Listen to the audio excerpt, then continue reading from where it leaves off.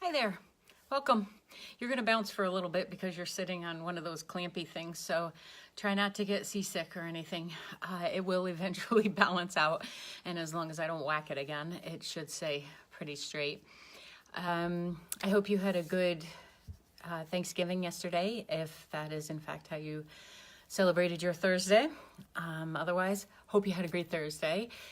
It is Friday again, which is when we meet up. I'm so grateful that you show up or that you watch it whenever your free time is, and that we get to spend this time together. It was part of my thankfuls yesterday as I went through and did my list. I try to be in an attitude of gratitude every day. Some days a little bit more challenging than others. That's part of the life process. We don't stay in any one place of yeehaw all the time, because that would probably get boring for us as well. So today, what I thought we would talk about, if you guys would talk, like put some comments in there, that would help. Lord knows I can definitely go and talk and fill up the space because I do it every week. But I would be happy to have that interaction. I can feel your energy when you're there, just so you know, even if you're not allowing your name to be seen. I can feel when somebody's there. It also gives me this really cool number at the top, so I could totally cheat off of that.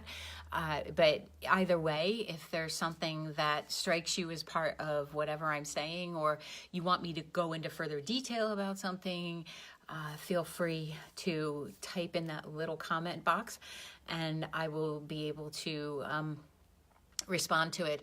Hopefully, I'm doing it on my phone today, so I might have to poke you to get to see some of the comments. So what I thought we'd talk about today is what's your relationship investment type?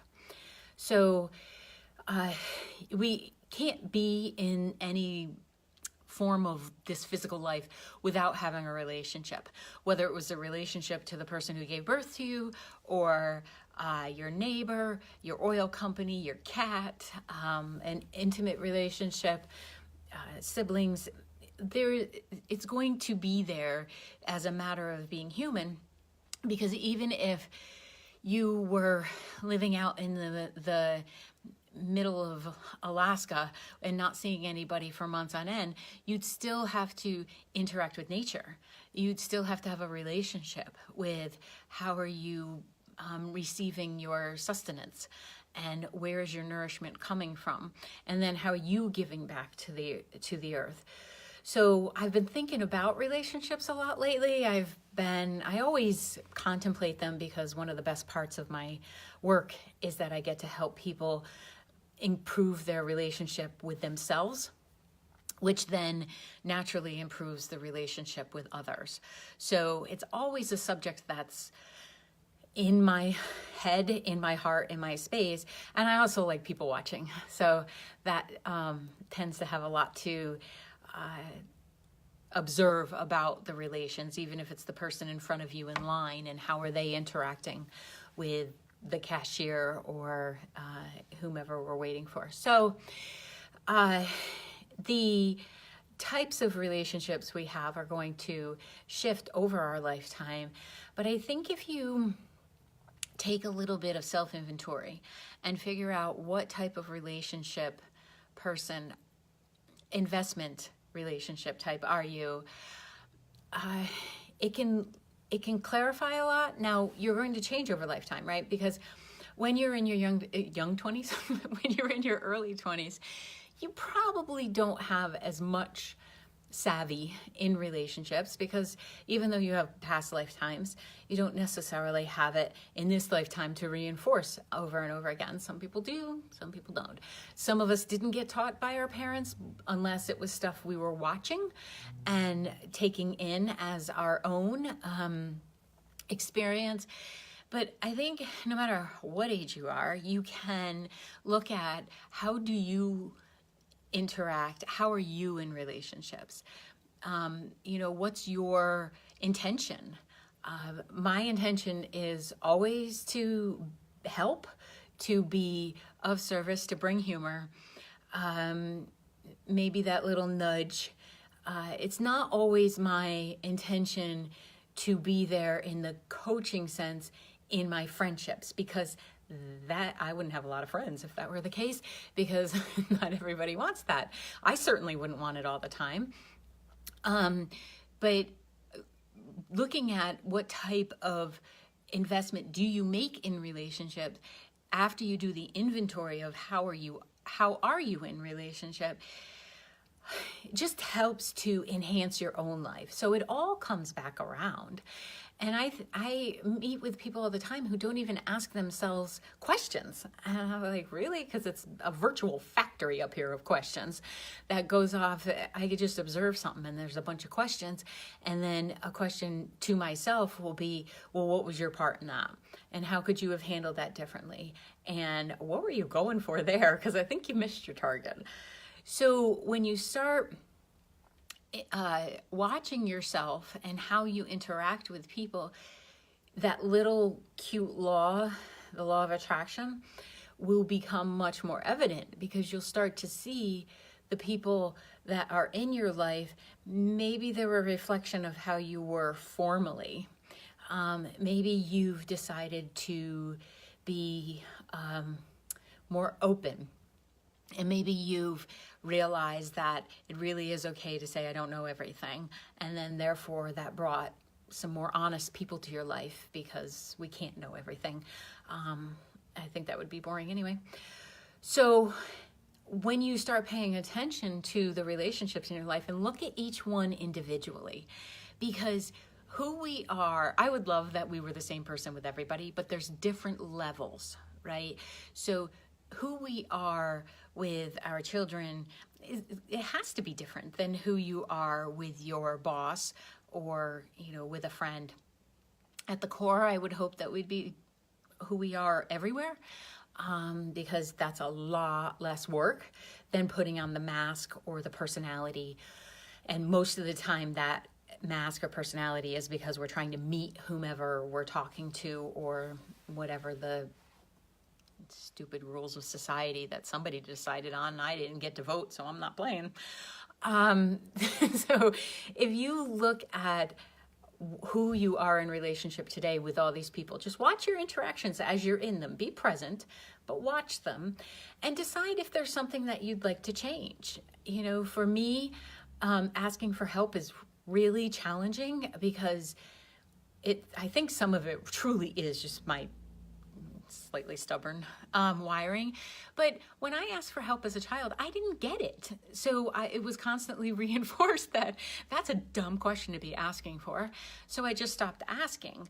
And it's taken some real considerable effort on my part to be open to a relationship that could actually be reciprocal. This is mostly outside my marriage, but it's still somewhere in there as well, because of course, who are we? So the asking yourself, what is it in this relationship that I like? What do I enjoy about this person that I hang out with? Or what isn't working for me? And who am I when I'm with them? Am I open? Am I fun-loving? Can I be serious with them if they need that?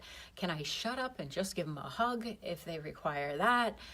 Can I receive from them? Can I be in a space where I'm not looking for what they're going to want if they give me something? So taking your relationship with yourself into consideration, if you take that then out into each relationship that you have, you'll find that you're showing up, regardless of the situation, much more calm, because you know who you are now, and you're not walking around out there with a fake identity. So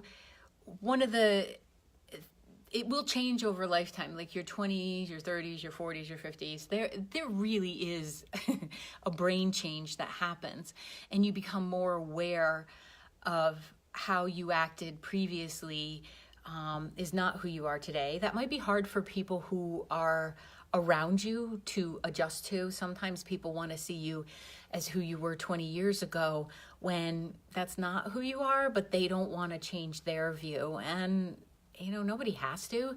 But if the relationship is no longer giving on both ends, it's not reciprocal, then you may have to make a decision to not have communication with that person. Because as you go through life, your relationships are what sustain you. I love my work, and my work does sustain me to a certain level, but it's because of the relationships that I have with my clients. It's because I get to hear, see, feel, watch their experiences. So you may have a job that isn't as fulfilling for you at this moment. You can totally create it, but at this moment where you may need your relationships in other areas of your life to help sustain you through those little challenging times. And if you're not investing in relationships, then you're not going to get a return. We have to be willing to reach out to people. And I am completely so in this pattern of, if I have thought of you and held you in my heart, I totally think I texted you or I called you or sent you an email. It's a little bit of a curse of the wiring, because I think we just had a great conversation. Wasn't that fun? But the other person doesn't stinking know. So one of the things I've been working on this year is reaching out, is saying, hey, I'm thinking about you. How are you? What's going on? And it doesn't have to be long and drawn out. I think it just has to be authentic. And that's an investment that I decided I needed to make, because I also want that in return. And also to honor the people who are in my life who stick around, and I don't want them thinking I'm a taker. So it's important to look at that in your life. And you might have those that only make withdrawals. And so their relationship strategy may be ATM, right? They're putting their emotional card into your machine and making withdrawals, and you're not seeing any deposits on your end. And that starts to feel very empty after a while. I've had a few of those this year as well. And I have to make a decision about, well, one, how much am I really seeing these people? Is once in a while fine? Or nope, I really want my relationships to be of ease and equanimity. So the developing of a relationship with someone else, when you allow yourself to be open and to say, these are the things that, these are some of my quirks. Hope you can work with them. One of the things I do say to people when I first start to, whether it's friendships or co-worker situation, I will say to them something Kayla and Howard used to say to me all the time, that just because it's in your head, it doesn't mean that they know about it. And so I let people know ahead of time, like, call me on that. If you think I'm talking about something that we didn't have a conversation on, you need to hit the time out and say that, because if we don't have honest relationships, I'm not talking about harsh or judgmental relationships. What I'm talking about are honest, being able to say to someone, I'm not following you. I have no clue what you're talking about, or I haven't heard from you in months. Are you okay? Number one question, always ask, are you okay first? And is something going on? Do we need to talk? Is there a perception that we're not okay? Those conversations that are considered courageous aren't really that hard once you practice them a few times. And as long as you're not attached to what they're going to say, which is a little bit trickier. Most of the people in my world aren't afraid to say to me that I've misread something or misheard something. And I really appreciate that, because then it keeps everything clean. There's no resentment. There's no what was she thinking or anything like that. It's right there. So some would call them straight shooters. I think you can be a straight shooter and be cruel. So I like honest, clear, kind. I'm okay with direct as long as it's not that someone's trying to make a point off of what they're being direct with, right? They're not looking to judge you or put you down. So that honesty, if somebody really cares about you, they'll be willing to say those things. Might be a little challenging and uncomfortable at first, but once you get into the role of it, it's so nice and it saves so much miscommunication. And that's an investment that you put in too, right? There's a time investment that if you want these relationships to last, you got to be willing to deposit. You just got to be willing to deposit. So because it works over time, there's no magic wand to any of this. And I know people are very fond of, in the dating world and stuff, the drive-through relationships, but there's no sustenance to that, right? It doesn't keep it going, and then there can't be any substance to it. So, are you a person who gives too much? Are you always giving, and there's someone on the other end, the other end with their hand held out and being that ATM? If so, you need to have a chat with yourself about stopping that behavior. One of the ways that I have found to be helpful is if I'm helpful because I want to be, because it really resonates with me, then I'll give my time, investment and all of that and not expect anything in return. But when you're in a giving space because you're hoping to hold someone in your life, or because this is just how you guys started out and you changed and you didn't realize you changed, and now you know you changed, and now you got to change the way you've been in the relationship, it's hard at first, but again, worth the investment. It's scary to open up our heart and to trust that people aren't going to trample all over it, but that's where knowing yourself and being in a good relationship with yourself comes in, because it may still be sad and it may still be hard, but if you know your own backup, you won't feel so alone in the world.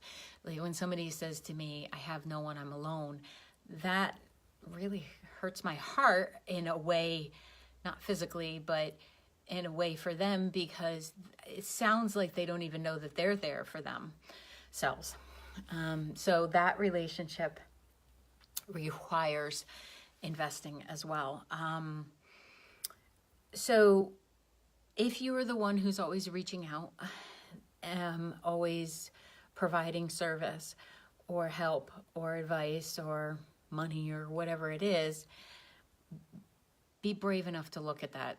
And you don't have to immediately have a conversation with the person.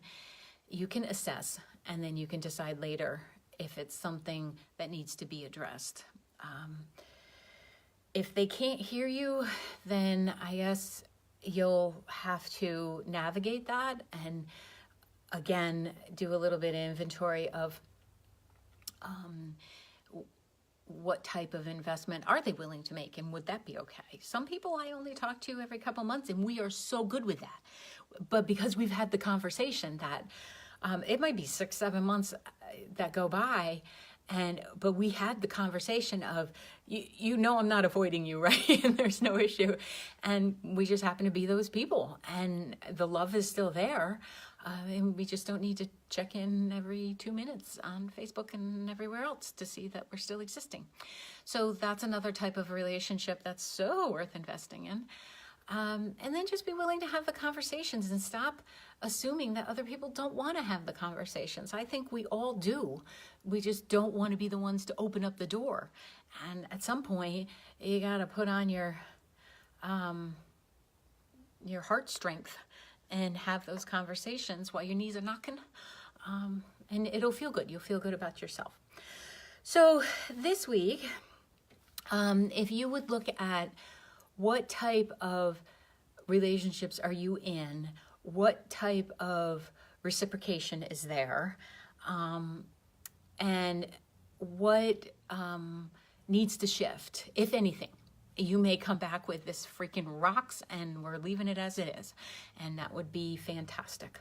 But take a look at that stuff and be honest with yourself about what needs to shift. Go through the grieving process if it's someone you need to release, because you really have to invest in yourself and your own health, mentally, physically, emotionally, spiritually, connectively with the universe. Or your relationships with others will not be the greatest anyway. So I hope that you've enjoyed this. I got to go to my life coach appointment. And I hope you have a great weekend and that you enjoy spending time with you, because you're pretty much rock. So get out there and enjoy it. See you guys. Bye. Thanks for showing up, ladies.